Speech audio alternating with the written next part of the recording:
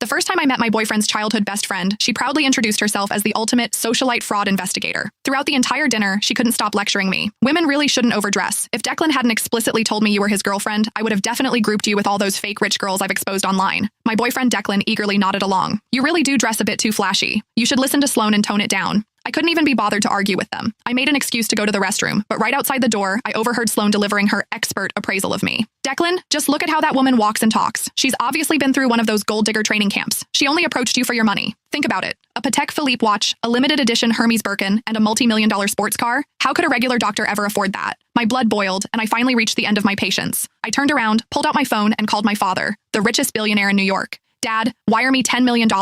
I'm going to buy out a certain socialite fraud agency and teach this girl that wealthy men can actually have daughters. If you don't believe me, I'll test her for you in a minute. That way you can see this gold digger for who she really is. As I hung up the phone, Sloane's confident voice drifted out from the private dining room. Declan was looking at her, nodding with absolute trust. I really wanted to see how Sloane planned to test a real heiress like me. When I pushed the door open, Sloane was holding my Hermes Birkin, inspecting it from every angle with a condescending smirk. I'm telling you, young girls like you really shouldn't get caught up in comparing yourselves to others. The first step to becoming a fake socialite is trying too hard to package yourself.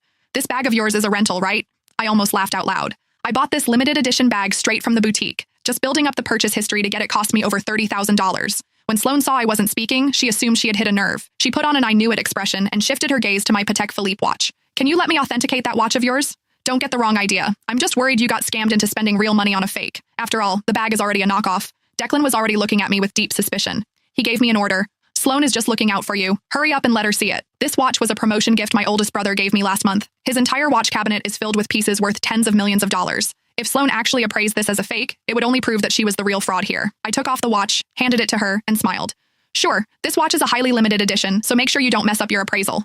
Sloane eagerly snatched the watch. As she examined it carefully, I clearly caught the flash of raw jealousy in her eyes. It was obvious she had already realized the watch was authentic, but she still opened her mouth to lie. Oh wow, Declan, your girlfriend is still trying to pass this off as a limited edition to get away with it, but it's actually just a cheap replica. I just have to ask, you're a young girl with an average family and an average job. Why are you buying these fakes just to stroke your ego? Don't tell me you thought you could use these knockoffs to trap a rich guy and drain his bank account. The belittling tone in her words couldn't have been more obvious. In an instant, the way the other people at the table looked at me changed from admiration to disgust.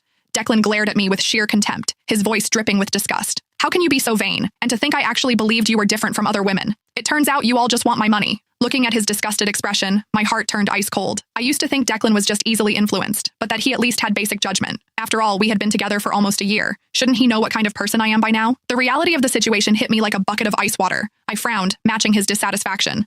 Declan, who is actually your girlfriend here? You just blindly believe a single word she says? Since that's how it is, I don't see any point in finishing this dinner. I stood up, grabbed my bag,